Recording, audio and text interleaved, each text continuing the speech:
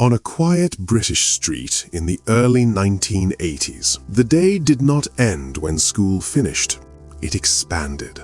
Front doors opened, school bags were dropped, children spilled outside, not with schedules, but with time.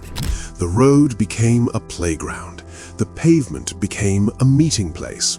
There were no phones, no alerts, no constant check-ins. There was simply an understanding. You would be home when the streetlights came on, or when your name was called from the doorstep. This was childhood in Britain during the 1980s. Not perfect, not careless, but shaped by a kind of everyday freedom that feels distant today.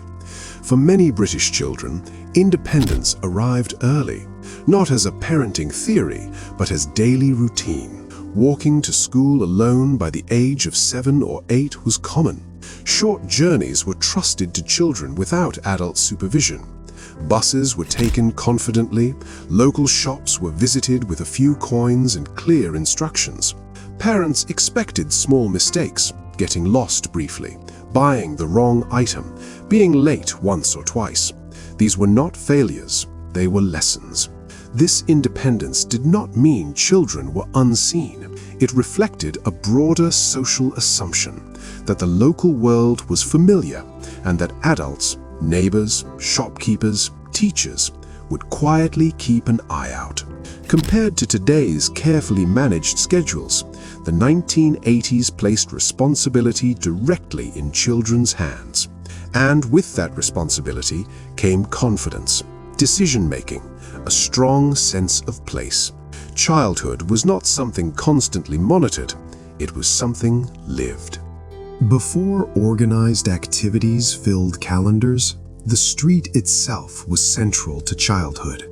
British streets in the 1980s echoed with footballs hitting garage doors, skipping ropes slapping pavement, and shouted negotiations over rules invented on the spot. Games were rarely planned, they evolved. A football match might become a bike race, then turn into nothing at all. Simply conversation on a curb. Play was unsupervised and mixed-aged. Older children taught younger ones. Disagreements were handled without adult intervention. When someone fell, they were expected to get up and continue. These experiences quietly built social skills, negotiation, resilience, leadership, without formal instruction. Today, play is more often organized, supervised, and limited by safety concerns. In the 1980s, it was shaped by imagination rather than structure. School life reflected a similar simplicity. Classrooms relied on chalkboards, textbooks, and handwriting. Lessons followed clear routines. Discipline was firm, but predictable. By the end of the decade, physical punishment had largely disappeared, replaced by detentions and written consequences. Uniforms were strictly enforced, reinforcing equality and order. Individual expression was less encouraged, but expectations were clear. Technology played a minimal role. A single computer in a classroom was notable. Research meant libraries, not search engines. Learning moved at a slower pace, but demanded patience and focus. Compared to modern education, there was less pressure, but also fewer distractions. School was a place you attended, not something that followed you home digitally. Parenting in 1980s Britain was typically more distant than it is today.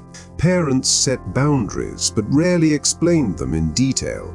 Emotional discussions were limited. Children were expected to adapt, not negotiate. Praise was sparse. Criticism was direct. This approach reflected the generation raising children, many shaped by post-war values that prioritized toughness, routine, and self-reliance. Home life followed predictable rhythms. Meals were simple and repetitive. Breakfasts were quick. Packed lunches were practical. Dinner was often eaten together at roughly the same time each evening. Children were rarely consulted about what was for dinner.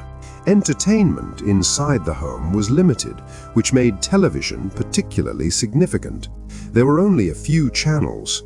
Programs aired at fixed times. Missing a show meant missing it entirely. As a result, television became a shared experience. Families watched together. Children discussed programs at school the next day. It created common reference points across backgrounds and regions.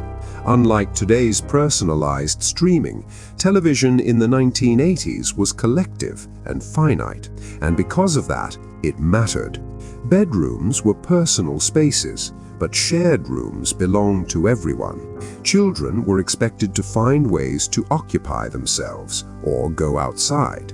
Home was a place of structure, not constant stimulation. One of the most defining features of 1980s childhood was the quiet presence of community. Neighbors recognized local children. Shopkeepers knew families. If a child misbehaved, parents often heard about it before the child arrived home. This informal supervision created freedom within familiarity. Children moved independently, but rarely anonymously. Safety standards were different, not absent, but less visible.